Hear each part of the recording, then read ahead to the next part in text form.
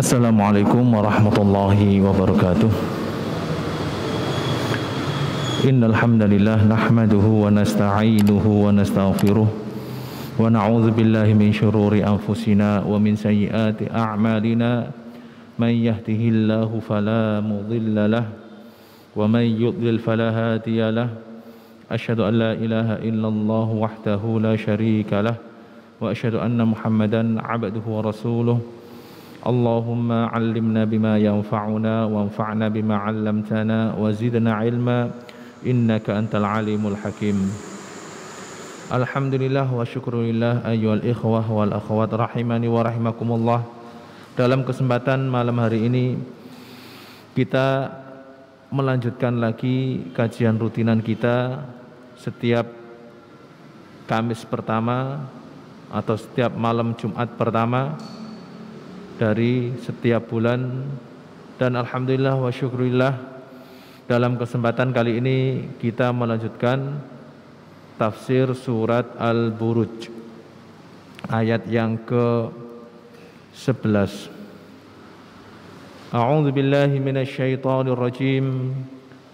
Qala Allah Ta'ala Innal ladzina amanu wa 'amilus solihati lahum jannatun tajri min tahtihal anhar dzalikal fawzul kabir.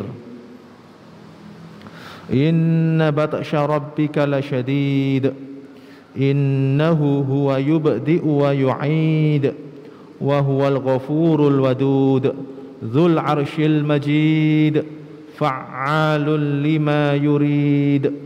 Hal ataka hadithul junud Fir'auna wa Thamud balil ladzina kafaru fi takdzib wallahu min waraihim muhit bal huwa Qur'anun majid fi lawhin mahfuz bal huwa Qur'anun majid fi lawhin mahfuz. Qala Allah Ta'ala Innal ladzina amanu wa 'amilus solihati lahum jannatun tajri min tahtihal anhar dzalikal fawzul kabir. Maknanya innal ladzina amanu billah, sesungguhnya orang-orang yang beriman kepada Allah, wa 'amilul a'malas solihat, dan beramal atau mengamalkan amal-amal yang soleh, lahum, bagi mereka, jannatun tajri, surga-surga yang mengalir, al-anharu, sungai-sungai min tahti qusuriha, dari bawah istana-istananya, wa asjariha, dan pepohonannya. Dzalikal jaza, balasan itu, alladzi a'adda lahum, yang telah alladzi u'idda lahum, yang telah disiapkan bagi mereka, huwal fawzul azim, dia adalah keberuntungan yang agung, alladzi la yudanihi fawzun, yang tidak ada keberuntungan manapun yang bisa menandinginya.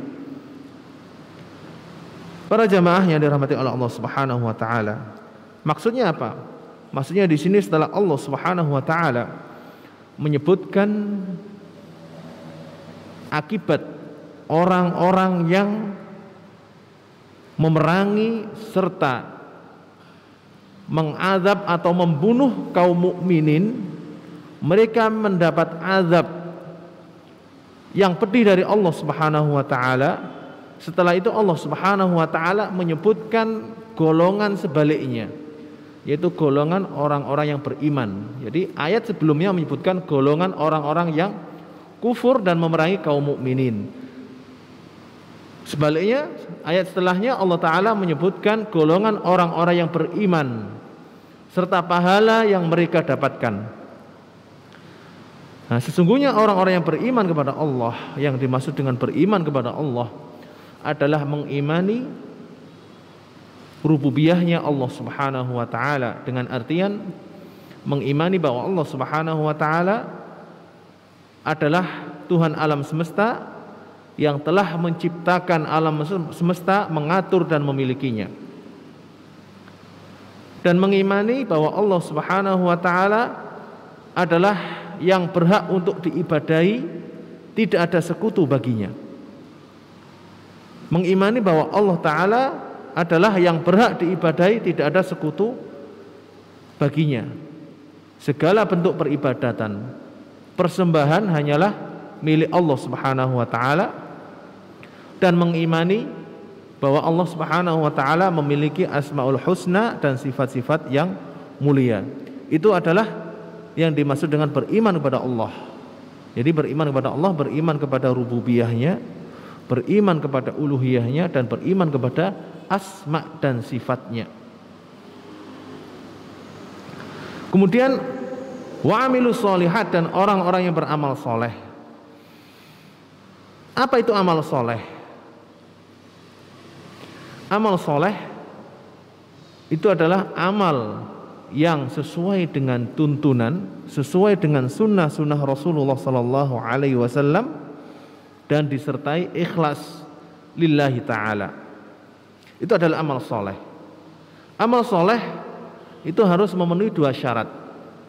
Amal tersebut sesuai dengan sunnah Rasulullah Sallallahu Alaihi Wasallam, sesuai dengan syariat Islam. Ini yang pertama. Yang kedua adalah amal tersebut dikerjakan dengan ikhlas lillahi ta'ala, ikhlas hanya untuk Allah Ta'ala, bukan untuk yang lainnya. Ini adalah amal soleh. Jika satu amalan kurang memenuhi dari 2 syarat tersebut, maka dia bukanlah amal soleh. Amal tersebut ikhlas tapi tidak sesuai dengan tuntunan, tidak sesuai dengan syariat, bukan amal soleh. Amal tersebut sesuai dengan syariat tapi dilakukan dengan riya, nggak ada ikhlas, juga bukan beramal soleh. Jadi ringkasnya amal soleh, amal yang sesuai dengan tuntunan, sesuai dengan syariat, sesuai dengan sunnah, disertai dengan ikhlas ketika mengamalkannya lillahi ta'ala. Itu adalah amal soleh. Nah, balasan orang yang beriman kepada Allah Ta'ala dan beramal soleh adalah surga-surga.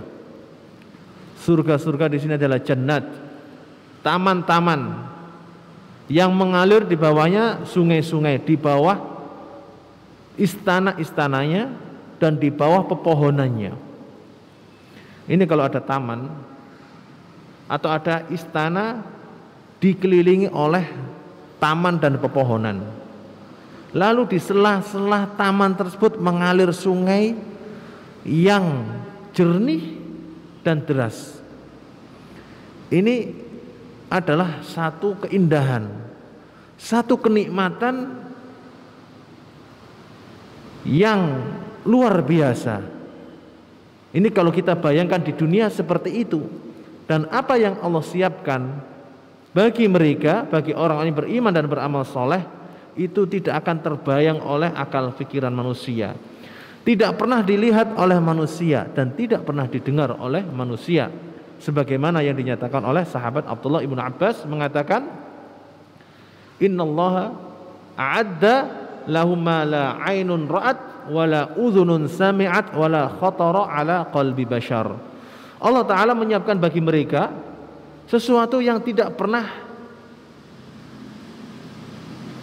terdengar oleh telinga, tidak pernah terlihat oleh mata, dan tidak pernah terbayang oleh hati manusia. Itu nikmat al-jannah. Dan kenikmatan yang Allah siapkan tersebut adalah keberuntungan yang sangat besar. Itu adalah keberuntungan yang sangat besar. Dari ayat ini disebutkan tentang apa? Golongan yang kedua, orang yang beriman beramal soleh serta balasan atau pahala bagi mereka. Kemudian Allah Subhanahu wa taala berfirman, Inna batsya rabbika lasyadid. Maknanya, Inna akhdha rabbika ayyuhar rasul lidzalimi wa in amhalahu hinan laqawiyyun. Inna akhdha rabbika, sesungguhnya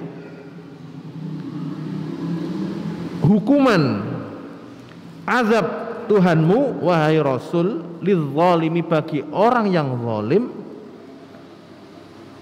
meskipun Allah menundanya adalah sangat kuat, sangat keras.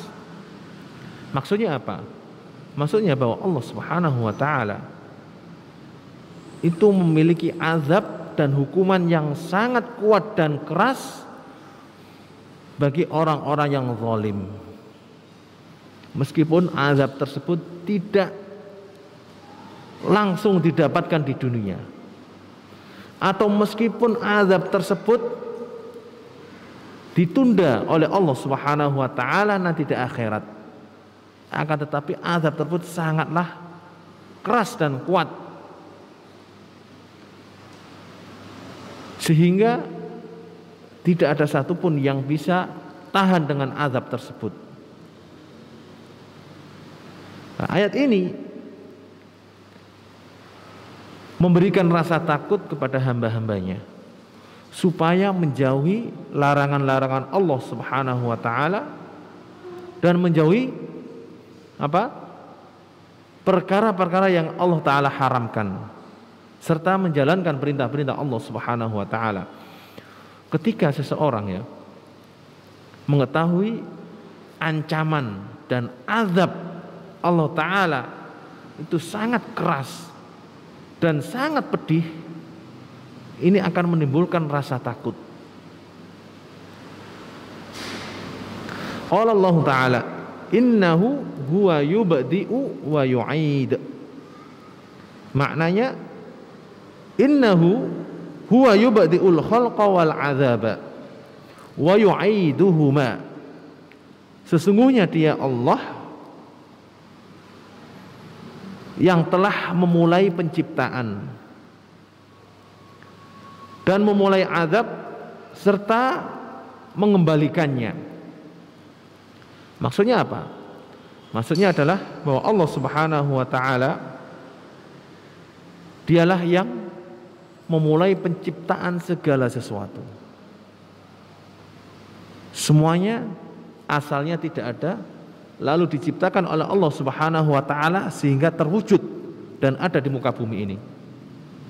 Lalu Allah Subhanahu wa taala mematikan dan menghancurkannya. Ketika Allah taala menghancurkan dan mematikan, dia pula lah yang mengembalikan, dihidupkan lagi. Ini maksudnya apa? Maksudnya mengingatkan manusia supaya dia sadar bahwa setiap amal yang dia lakukan pasti akan mendapatkan balasannya setelah meninggal dunia. Kenapa? Allah yang telah menciptakan dan dia akan menghidupkan kita lagi, mengembalikan kita lagi hidup untuk menerima balasan atas perbuatan selama di dunia. Jika baik akan mendapatkan yang baik, jika sebaliknya maka tidak ada satupun yang bisa menolong maupun membela dia.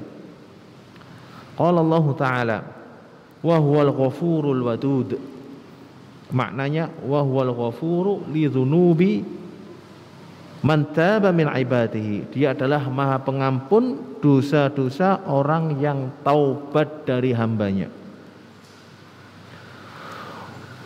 Wa innahu yuhibbu awliya'ahu minal muttaqin. Dan sesungguhnya dia mencintai wali-walinya yang bertakwa.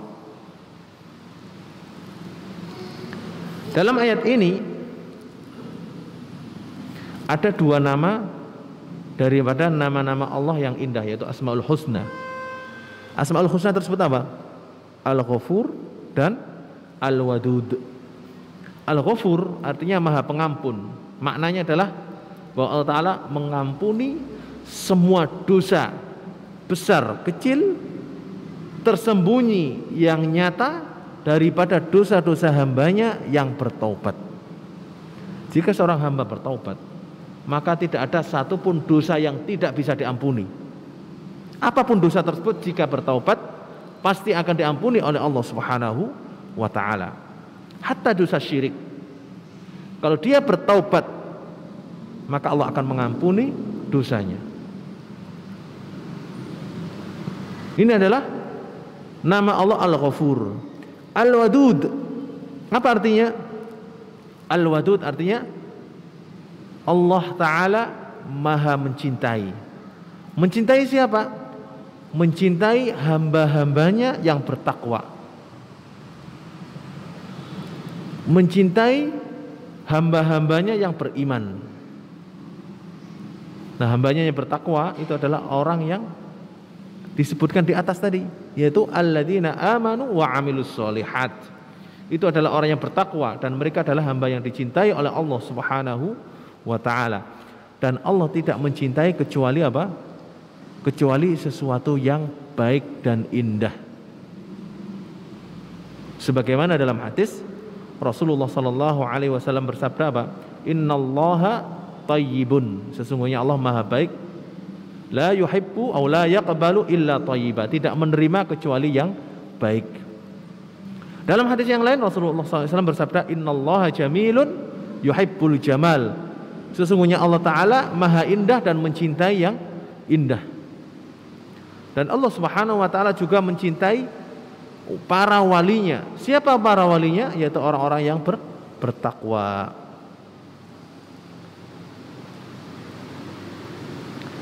Qala Allah Ta'ala Dzul arsyil majid. Maknanya sahibul arsyil karim, pemilik arsy yang mulia. Arsy itu apa? Apa itu arsy? Arsy itu adalah makhluk Allah. Arsy adalah makhluk Allah Ta'ala yang paling agung, yang paling besar. Tidak ada makhluk yang besarnya melebihi arsy. Bahkan langit bumi seisinya dan kursi Allah Ta'ala lebih kecil daripada arsy. Bahkan Rasulullah SAW membandingkan besarnya langit bumi seisinya, besarnya kursi Allah Ta'ala dan besarnya arsy, itu perumpamaannya seperti gelang. Langit bumi seisinya itu seperti gelang dengan tameng. Ini perbandingan antara langit bumi seisinya dengan kursi Allah Ta'ala yang Allah sebutkan dalam surat ayat kursi wasi'a kursiyus samawati wal ard. Ini perbandingan langit bumi seisinya dengan kursi. Perbandingan kursi dengan arsy itu seperti gelang besi dilempar di padang pasir. Seperti gelang besi yang dilempar ke padang pasir. Itu perbandingan antara kursi Allah Ta'ala dengan arsy-Nya. Ini menunjukkan bahwa langit bumi seisinya dibandingkan arsy itu tidak ada apa-apanya. Sedangkan kita manusia membayangkan luasnya bumi dan langit saja tidak mampu dan tidak sanggup. Seberapa luas langit ini tidak ada yang tahu. Tahu manusia batasnya atau jarak paling jauh yang diketahui oleh manusia sekian ribu tahun cahaya. Itu belum ada akhirnya. Itu yang diketahui oleh manusia. Padahal itu hanyalah langit bumi seisinya. Bagaimana dengan kursi Allah Ta'ala? Bagaimana dengan arsy-Nya Allah Ta'ala? Ini yang pertama, bahwa arsy adalah makhluk Allah yang paling besar. Kemudian yang kedua, arsy adalah makhluk Allah yang paling tinggi kedudukannya. Semua makhluk Allah Ta'ala ada di bawah arsy. Langit bumi seisinya, kursi, surga dan neraka, semuanya di bawah arsy. Bahkan al-jannah, surga yang paling tinggi letaknya, itu atapnya adalah arsy. Dan tidak ada di atas arsy satupun dari makhluk Allah Ta'ala. Yang ada di atas arsy adalah Allah Subhanahu wa Ta'ala. Makanya Allah Ta'ala berfirman, Ar-Rahmanu 'alal 'arsy istawa. Ar-Rahman, zat yang maha penyayang, di atas arsy. Di atas arsy. Ini menunjukkan bahwa di atas arsy tidak ada satupun makhluk, yang ada hanyalah Allah Subhanahu wa ta'ala. Dan Allah Subhanahu wa ta'ala di atas arsy tidak menyerupai makhluknya ketika makhluknya berada di atas apa? Di atas kendaraan atau di atas yang lainnya. Tidak serupa sedikit pun. Dan kita mengimani keberadaan Allah di atas arsy sebagaimana yang Allah kabarkan dalam Al-Qur'an dan sebagaimana yang Rasulullah sallallahu alaihi wasallam kabarkan dalam hadis-hadisnya yang sahih, tanpa mengingkari, menafikan, menyelewengkan dan menyerupakan dengan sifat makhluknya. Tapi para jamaah yang dirahmati oleh Allah Subhanahu wa taala. Kemudian Allah Subhanahu wa taala berfirman, fa'alul lima yurid. Fa'alul lima yurid maknanya fa'alul lima yuriduhu minal afwi an dzunubi man syaa, yaitu Allah taala maha melakukan yang Dia kehendaki. Termasuk di dalamnya adalah mengampuni dosa-dosa siapapun yang Dia kehendaki. Wa mu'aqabatu man syaa, dan menghukum siapapun yang Dia kehendaki. La mukriha lahu subhanah, tidak ada yang memaksa Allah Subhanahu wa taala. Maksudnya apa? Ini fa'alul lima yurid, Allah taala melakukan sesuai dengan apa yang dikehendaki. Di antara yang Allah taala lakukan adalah mengampuni hambanya yang beriman dan mengazab hambanya yang kufur. Allah taala mengampuni hambanya yang beriman dan memberi nikmat mereka, bukan untuk memenuhi memenuhi hak hambanya, akan tetapi Allah taala memberinya atas kehendak Dia. Fa'alul lima yurid. Ketika Allah menghendaki, maka tidak ada satupun yang menolaknya. Di antara perbuatan yang Allah lakukan adalah mengazab dan menyiksa hamba-hambanya yang kufur, hamba-hambanya yang kafir. Ketika Allah taala menyiksa hamba-hambanya, tidak ada satupun yang bisa menghalangi maupun menolaknya. Ya. Allah taala mengampuni dosa hamba-hambanya serta memberi nikmat kepada mereka. Tidak ada satupun yang memaksanya. Dan Allah mengazab, menyiksa hamba-hambanya yang kufur, tidak ada satupun yang bisa menahan maupun menghalanginya. Ini adalah makna fa'alul lima yurid. Allah taala maha melakukan apapun yang Dia kehendaki. Qala Allah taala, hal ataka haditsul junud.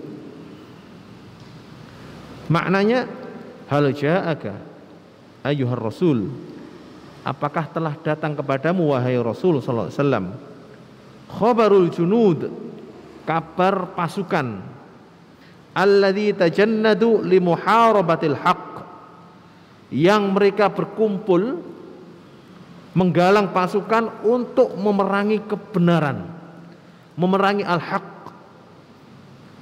wasaddi anhu, dan menghalanginya. Maksudnya apa? Maksudnya adalah Allah Subhanahu wa taala memberikan pertanyaan kepada Rasulullah SAW dengan pertanyaan untuk ikrar. Apakah kamu tahu kabar pasukan yang berkumpul untuk memerangi kebenaran dan menghalanginya? Seperti pasukan siapa? Seperti pasukan Fir'aun, seperti pasukan Namrud, seperti pasukan dari umat-umat yang zalim sebelum umat Islam. Nah, makanya di sini Allah Subhanahu wa taala menyebutkan dua bangsa yang memiliki kekuatan dan pasukan terkuat pada saat itu. Itu firman Allah Subhanahu wa taala, Fir'auna wa Thamud.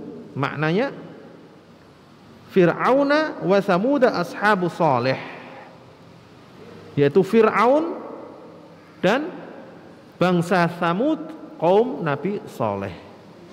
Maksudnya apa? Maksudnya, wahai Rasul, apakah kamu sudah dengar cerita tentang pasukan Raja Fir'aun dan kekuatan bangsa Tsamud? Ya.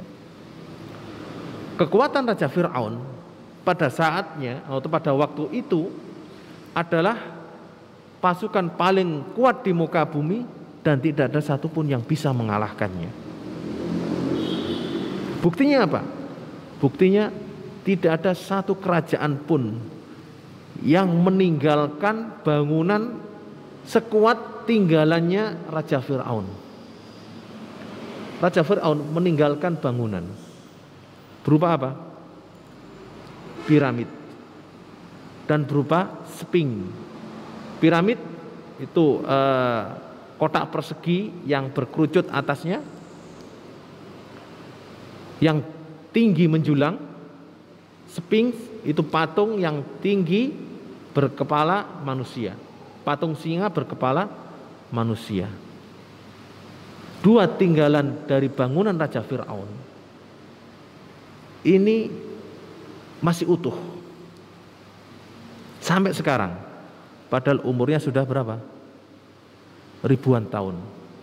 Di antara bangunan tersebut umurnya adalah 4.000 tahun sebelum Masehi. Jadi berapa ribu tahun dari sekarang? 6.000 tahun masih tetap kokoh dan kuat. Ini menunjukkan apa? Besar dan kuatnya bangsa Fir'aun dan pasukannya. Besarnya dan kuatnya bangsa Fir'aun dan pasukannya. Yang pertama. Yang kedua, kaum Tsamud. Kaum Tsamud ini terkenal dengan bangsa yang perkasa dan kuat badannya. Buktinya apa? Kaum Tsamud, kaumnya Nabi Saleh, itu meninggalkan rumah-rumah mereka yang berumur ribuan tahun, 4.000 sampai 5.000 tahun. Dan sampai sekarang masih ada utuh rumah-rumah tersebut. Dan apa yang ditinggalkan oleh kaumnya Nabi Saleh, yaitu kaum Tsamud,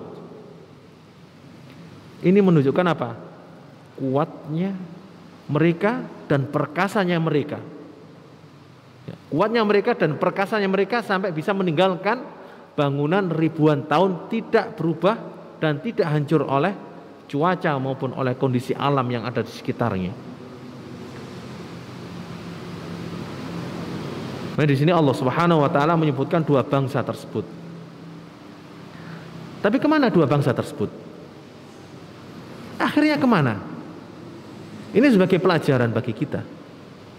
Sekuat apapun orang-orang kufar, pasti ada akhirnya. Kalau kita lihat bangsa atau negara-negara yang adidaya sekarang, seolah-olah nggak ada satupun yang bisa mengalahkan. Berapa umur mereka? Nggak ada yang lebih dari 400 tahun. Nggak ada yang lebih dari 400 tahun. Kita lihat bangsa yang adidaya saat ini. Amerika, berapa umurnya? Berdiri tahun 1700 sekian. Baru 300 tahun. Rusia berapa tahun baru berdiri? Belum ada 200 tahun. Bangsa mana? Enggak ada yang lama, baru. Bangsa Fir'aun itu umurnya ribuan tahun. Ribuan tahun, dari 4.000 tahun sebelum Masehi sampai 1.000 tahun sebelum Masehi. berapa? 3.000 tahun mereka berkuasa di muka bumi. Tapi pada akhirnya kemana mereka? Mereka semuanya sirna. Ini menghibur kita bahwa sekuat dan sehebat apapun satu bangsa, satu negara, akhirnya pun akan mengalami apa yang dialami oleh bangsa-bangsa yang kufur sebelum kita, seperti bangsa Fir'aun dan bangsa Tsamud. Qala Allah Ta'ala, balil ladzina kafaru fi takdzib. Maknanya,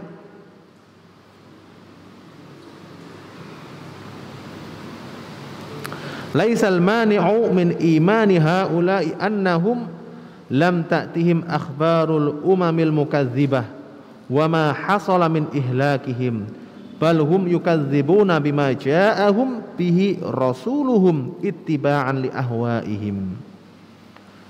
Kedua bangsa tersebut, bangsa Fir'aun, Raja Fir'aun dan kaumnya, bangsa Tsamud, mereka tidak beriman, atau yang menghalangi mereka beriman bukan karena adanya kisah-kisah umat terdahulu yang diazab oleh Allah Subhanahu wa taala.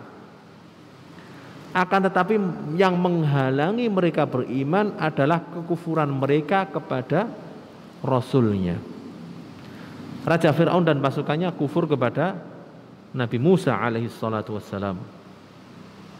Kaum Tsamud kufur kepada nabinya Nabi Saleh alaihi salatu wassalam.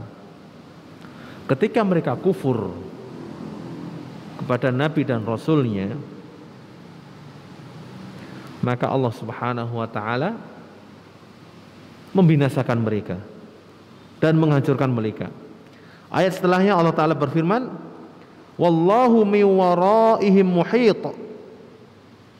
Maknanya wallahu muhitun bi a'malihim muhsiha, bahwa Allah Ta'ala meliputi, mengetahui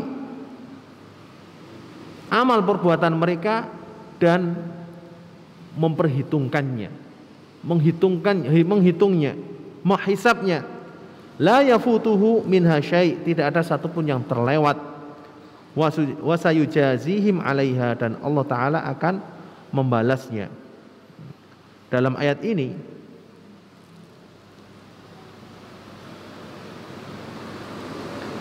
ada nama Allah Subhanahu wa taala, yaitu Muhit. Allah Ta'ala Muhit. Muhit artinya apa? Meliputi segala sesuatu. Meliputi segala sesuatu, termasuk di dalamnya adalah meliputi semua orang-orang kufar, mengetahui amal perbuatan mereka, menghitungnya, dan tidak ada satupun yang terlewatkan. Semuanya akan dibalas oleh Allah Subhanahu wa taala. Qala Allah Ta'ala, bal huwa Qur'anum Majid. Maknanya, walaisal Qur'anu syi'ran wala saj'an kama yaqulul mukadzibun, bal huwa Qur'anun karim fi lauhim mahfuz. Maknanya fi lauhim mahfuzin minat tabdili wat tahrifi wan naqsi waz ziyadah. Akan tetapi Al-Quran Karim itu adalah di lauh mahfuz. Lauh mahfuz itu adalah lembaran-lembaran yang Allah jaga di sisinya. Dan lauh mahfuz tertulis di dalamnya segala sesuatu, termasuk di dalamnya adalah Al-Quranul Karim.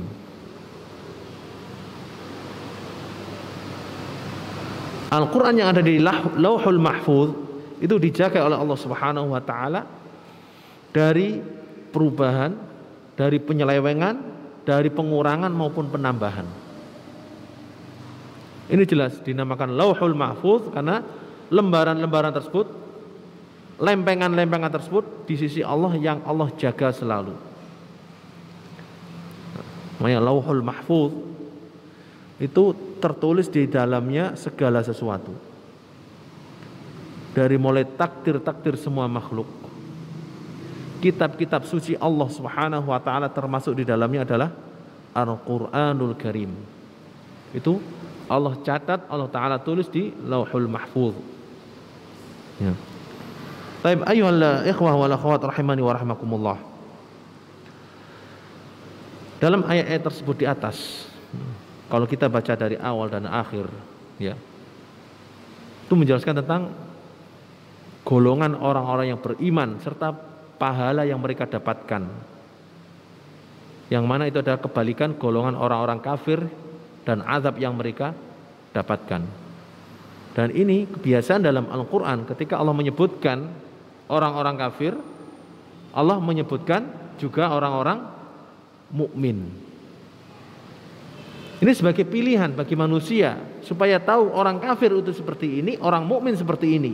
Yang kafir balasannya, azabnya seperti ini, orang mukmin pahala dan balasannya seperti ini. Sehingga jalan yang selamat jelas terang benderang, jalan yang sesat dan membinasakan juga jelas terang benderang. Sehingga manusia tidak ada alasan lagi untuk apa? Mengikuti perintah Allah atau tidak beriman kepada Allah Subhanahu wa taala. Kemudian juga dalam beberapa ayat di atas itu disebutkan dua hal sekaligus. Sekali Allah menyebutkan azab-azabnya yang sangat keras, sekali Allah taala menyebutkan tentang ampunannya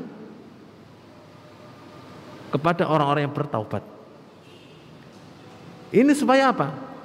Supaya kita tidak putus asa ketika mendengar azab Allah taala. Orang kalau mendengar azab, mendengar ancaman dan tidak pernah mendengar ampunan serta pahala, dia bisa putus asa. Supaya tidak putus asa, Allah Subhanahu wa taala memberikan apa? Memberikan ampunan, bahwa Dia Maha Pengampun, ya, Maha Pemaaf bagi siapapun yang bertobat.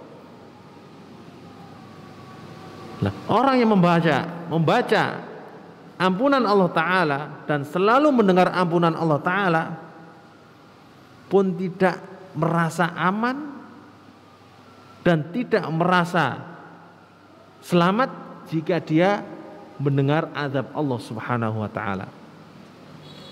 Makanya antara rasa aman dan rasa khawatir ini harus ada dalam diri seorang mukmin. Orang kalau merasa aman, wah merasa aman, ini Allah taala ampunannya luas, Allah taala pasti nerima taubatku. Dia akan apa? Jarak, dengan artian dia akan melakukan maksiat terus-menerus. Karena apa? Merasa aman. Sehingga ketika merasa aman, Allah Ta'ala memperingatkan. Demikian juga khawatir. Khawatir yang berlebihan ini menimbulkan rasa putus asa. Waduh, nggak ada pintu tobat, nggak ada pintu ampunan aku, nggak ada yang ngampuni, nggak ada yang, sehingga apa? Dia putus asa. Untuk apa peramalan nggak diterima dan semacamnya. Sehingga putus asa. Nah, ketika dalam kondisi putus asa, Allah Ta'ala berfirman apa? Wa huwal ghafurul wadud. Dia Maha Pengampun dan penyayang kepada hamba-hambanya. Jangan putus asa. Maka ketika di antara kita merasa putus asa, merasa futur, merasa hilang semangat, ingat selalu ampunan Allah Ta'ala dan rahmatnya. Ingat selalu apa? Kasih sayang Allah Subhanahu wa Ta'ala kepada kita. Sehingga kita apa? Kita sehat, kita semangat lagi dalam beramal. Nah, ketika kita merasa aman, merasa tenang, ingat azab Allah Ta'ala. Supaya kita apa? Tidak santai, tidak merasa aman. Maka dua hal ini, yaitu apa? Rasa aman dan rasa khawatir, harus selalu ada dalam hati kita, sehingga kita berjalan seimbang di atas jalan yang lurus.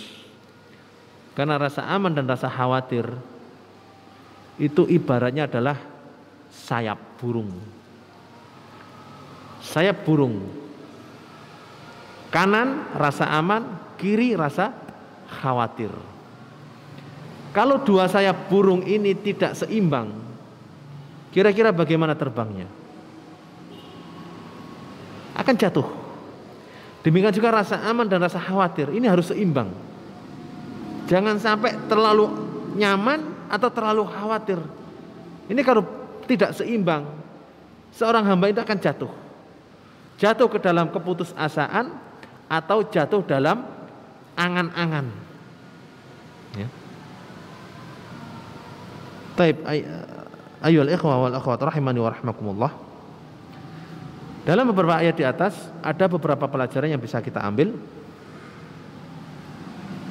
Yang pertama, bahwa setiap orang mukmin ujiannya itu sesuai dengan tingkat keimanannya. Sesuai dengan tingkat keimanannya. Dan orang yang paling besar dan paling berat ujiannya, siapa mereka? Hamba Allah yang paling berat dan paling besar ujiannya siapa? Para nabi dan rasul. Tidak ada satupun ujian yang melebihi ujiannya para nabi dan rasul. Karena apa? Nabi dan Rasul adalah orang yang paling tinggi derajat keimanannya dan ketakwaannya. Sehingga ujian yang Allah berikan kepada mereka adalah ujian yang paling berat dan paling besar. Kemudian diikuti orang yang mendekati derajat para nabi dan rasul. Dan terus sampai ke bawah. Ini pelajaran pertama. Pelajaran kedua,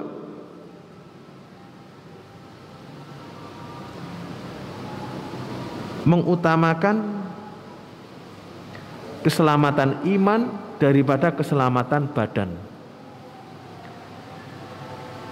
adalah tanda keselamatan pada hari kiamat. Maksudnya apa? Maksudnya gini, ketika seseorang dihadapkan dua hal, antara keimanan atau dunianya, maka kalau dia mengedepankan imannya dan mengorbankan dunianya, maka tandanya adalah orang yang selamat. Seperti apa yang dilakukan oleh orang-orang mukminin dari Ashabul Ukhdud. Ashabul Ukhdud itu mereka dua pilihan, iman atau badan mereka. Kalau mereka beriman, badannya dibakar oleh orang zalim di dunia. Kalau mereka menyelamatkan badan mereka, iman mereka apa? Hangus. Ketika mereka memilih iman mereka dan terbakarnya badan mereka di dunia, maka Allah Subhanahu wa taala memberi nikmat dan menyelamatkan mereka di akhirat. Kemudian pelajaran selanjutnya bisa kita ambil bahwa taubat yang memenuhi syarat-syaratnya itu akan menghapus semua dosa yang pernah dilakukan sebelum taubat. Ya. Dosa apapun, sebesar apapun dosa seseorang, kalau dia bertobat akan diampuni oleh Allah Subhanahu wa taala. Karena Allah taala sudah menetapkan atas dirinya bahwa rahmatnya lebih besar daripada azabnya. Kasih sayangnya lebih luas daripada hukumannya. Maka dari itu ampunan Allah bagi orang yang taubat lebih besar dari dosa apapun. Ayyuhal ikhwah wal akhwat rahimani wa rahimakumullah. Itu adalah beberapa pelajaran yang bisa kita ambil dari beberapa ayat terakhir surat Al-Buruj. Baik, kita lanjutkan surat berikutnya yaitu surat Al-Insyiqaq.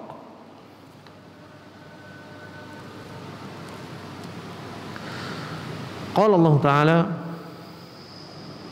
A'udzu billahi minasyaitonir rajim. Bismillahirrahmanirrahim. Idza as-samaa'u inshaqqat wa adzinat li rabbiha wa huqqat wa idzal ardu muddat wa alqat ma fiha wa takhallat wa adzinat li rabbiha wa huqqat ya ayyuhal insanu innaka kadihun ila rabbika kadhan famulaqih. Ini adalah surat Al-Insyiqaq. Al-Insyiqaq diambil atau dinamakan dengan surat Al-Insyiqaq diambil dari firman Allah Subhanahu wa taala ayat pertama, idzas samaa'u syaqqat. Insyaqqat fi'il masdarnya adalah al-insyiqaq. Maknanya adalah retak atau pecah. Maknanya adalah retak atau pecah. Dan surat ini menceritakan tentang kejadian hari kiamat. Menceritakan tentang kejadian hari kiamat, bagaimana langit yang kokoh, utuh itu retak dan pecah. Jadi langit yang ada di atas kita itu retak dan pecah. Subhanallah, ini gambaran kalau pecah dan retak ini seperti apa? Wah, sangat dahsyat ini. Dan surat Al-Insyiqaq ini termasuk surat Makkiyah. Artinya apa surat Makkiyah? Surat yang diturunkan di kota Mekah sebelum Rasulullah Sallallahu Alaihi Wasallam hijrah ke kota Madinah. Dan ciri khas surat Makkiyah, surat yang diturunkan di kota Mekah sebelum hijrah, itu kebanyakan membicarakan tentang hari kiamat dan hari kebangkitan. Membicarakan tentang apa? Hari kiamat dan hari kebangkitan. Taib. Surat ini jumlah ayatnya ada 25 ayat. Tentang 25 ada 25 ayat.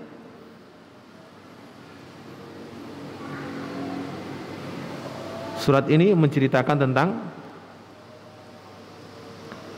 kondisi hari kiamat. Jadi kondisi alam, langit, bumi dan seisinya, seperti apa kondisinya. Kemudian kebangkitan manusia, dan setiap manusia akan menemui akibat atau menemui balasan dari amal perbuatannya ketika di dunia. Dan manusia itu ada dua golongan. Golongan pertama yang menerima kitabnya dengan tangan kanan, golongan kedua menerima kitabnya, kitab catatan amalnya dengan tangan kiri. Golongan selamat dan golongan yang sengsara. Ini adalah kandungan daripada surat Al-Insyiqaq. Ya. Taib. Qala Allah Ta'ala Bismillahirrahmanirrahim. Idzas samaa'u syaqqat. Maknanya idzas samaa'u tasadda'at linuzulil malaikati minha. Ketika langit-langit retak atau pecah karena turunnya para malaikat darinya. Wa adzinat li rabbiha wa huqqat. Maknanya wastama'at li rabbiha munqadatan. Langit mendengar dan mengikuti perintah Allah Ta'ala serta tunduk dengan perintahnya. Wa huqqal laha dzalik, dan itu adalah satu keharusan bagi langit untuk tunduk kepada Allah Subhanahu wa taala. Ketika Allah taala memerintahkan langit pecah, maka akan pecah pula. Tidak ada satupun yang bisa menghalanginya. Allah taala, wa idzal ardu muddat. Maknanya wa idzal ardu maddahallahu kama yamuddul atima.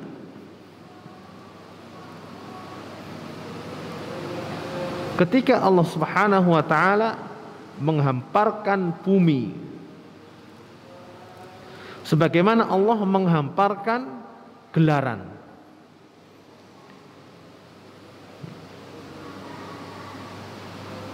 Qala Allah taala wa alqat ma fiha wa takhallat. Maknanya wa alqat ma fiha minal kunuzi wal amwati wa takhallat anhum. Dan ketika bumi melemparkan semua isinya. Apa isinya bumi yang dikeluarkan pada hari kiamat? Yaitu harta karunnya.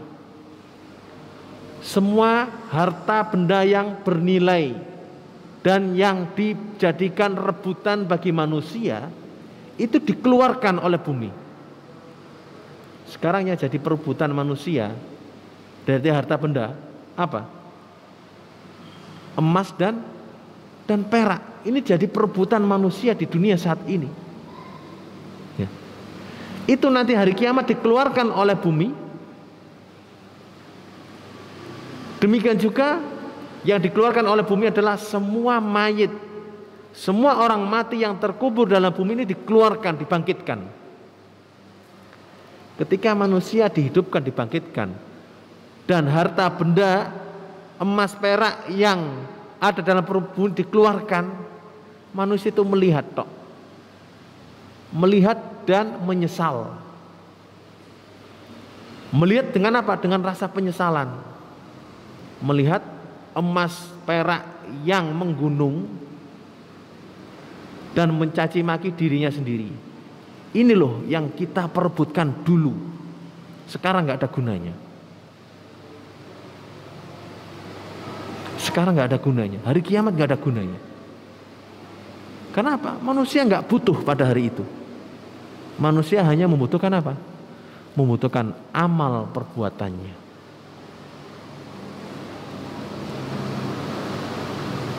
Qala Allah Ta'ala wa adzinat li rabbiha wa huqqat. Maknanya wastama'at li rabbiha munqadatan, dan bumi mendengar perintah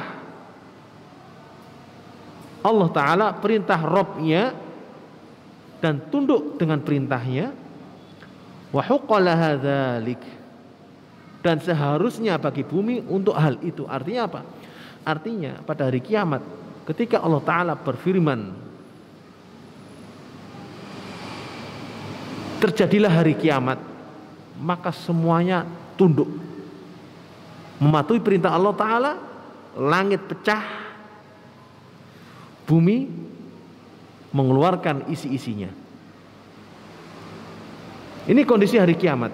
Coba ya, antum bayangkan, ngelihat langit, kemudian tiba-tiba langit ini pecah. Seperti antum melihat kaca pecah di atas antum. Bagaimana rasanya? Bayangannya bagaimana? Tentunya semuanya akan kacau balau. Itulah kondisi hari kiamat. Nah, ketika langit pecah, malaikat turun. Dan pada saat itu, pada hari kiamat, bumi ini diratakan oleh Allah Ta'ala. Tidak ada lembah dan tidak ada gunung lagi. Semuanya rata. Seperti satu gelaran. Rata. Dari ujung sampai ujung kelihatan semuanya. Enggak ada satupun yang terhalang. Dan pada saat itu juga Allah Ta'ala mengeluarkan isi perut bumi. Sebagaimana disebutkan oleh beberapa sahabat atau tabi'in, bahwa yang dikeluarkan oleh bumi dari isi perutnya itu dua hal tadi. Harta benda yang jadi perebutan manusia dan mayat-mayat manusia yang terkubur dalam bumi. Dua-duanya dikeluarkan. Itu adalah kondisi pada hari kiamat. Ya. Baik, ayyuhal ikhwah wal akhwat rahimani wa rahimakumullah. Karena sudah masuk waktu salat Isya, ana persilakan untuk muadzin untuk azan. Baik, ayyuhal ikhwah wal akhwat rahimani wa rahimakumullah. Kita lanjutkan. Qala Allah Ta'ala, ya ayyuhal insanu innaka kadihun ila rabbika kadhan famulaqih. Maknanya, ya ayyuhal insanu, wahai manusia, innaka amilun imma khairan wa imma syarran. Sesungguhnya kamu berbuat, kamu beramal, kadang baik dan kadang buruk.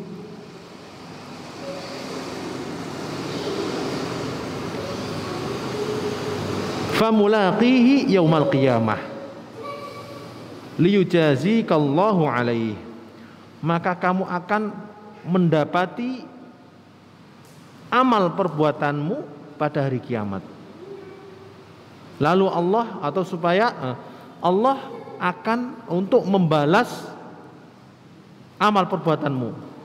Kamu akan mendapati, menemukan amalmu pada hari kiamat, lalu Allah membalasnya atas amal perbuatanmu. Maksudnya apa? Maksudnya Allah Ta'ala mengingatkan manusia, wahai manusia, kamu di dunia melakukan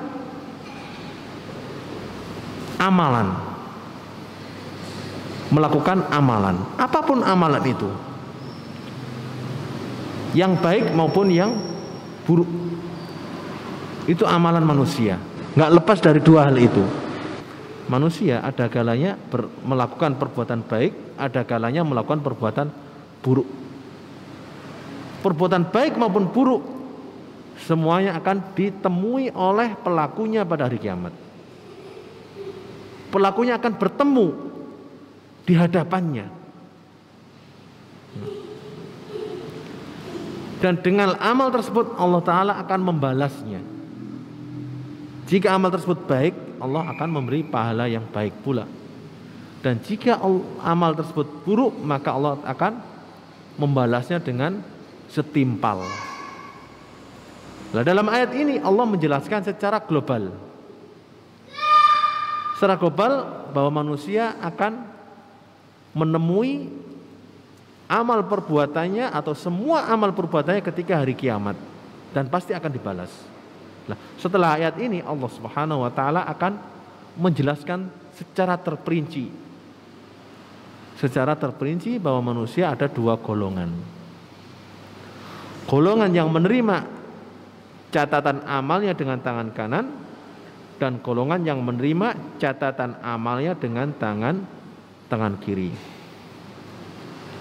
Taib, ayyuhal ikhwah wal akhwat rahimani wa rahimakumullah. Nah, untuk perincian daripada dua golongan tersebut, insyaallah taala kita lanjutkan pada pertemuan berikutnya. Kiranya kita cukupkan sampai di sini untuk kajian tafsir juz amma pada malam hari ini. Nas'alullah taala bi asma'il husna wa sifatihil ulya an yuwaffiqana lima yuhibbu wa yardah. Allahumma waffiqna lima tuhibbu wa tardah. Allahumma waffiqna lil khairi wa waffiqna li ta'atika wa waffiqna li sunnati nabiyyika wa waffiqna lima tuhibbu wa tardah. Fa innaka ala kulli syai'in qadir. Rabbana zalamna anfusana wa illam taghfir lana wa tarhamna lanakunanna minal khasirin. Allahumma ighfir lana wa liwalidina warhamhum kama rabbawna shighara. Rabbana atina fid dunya hasanah wa fil akhirati hasanah wa qina adzaban nar. Allahumma irfa' 'anna al-bala والوباء والغلاء والفتن والمحن ما ظهر منها وما بطن برحمتك يا أرحم الراحمين. اللهم إنا نعوذ بك من البرص والجنون والجذام ومن سيء الأسقام برحمتك يا أرحم الراحمين. ربنا آتنا في الدنيا حسنة وفي الآخرة حسنة وقنا عذاب النار. وصلى الله على نبينا محمد وعلى آله وصحبه وسلم وآخر دعوانا عن الحمد لله رب العالمين. والسلام عليكم ورحمة الله وبركاته.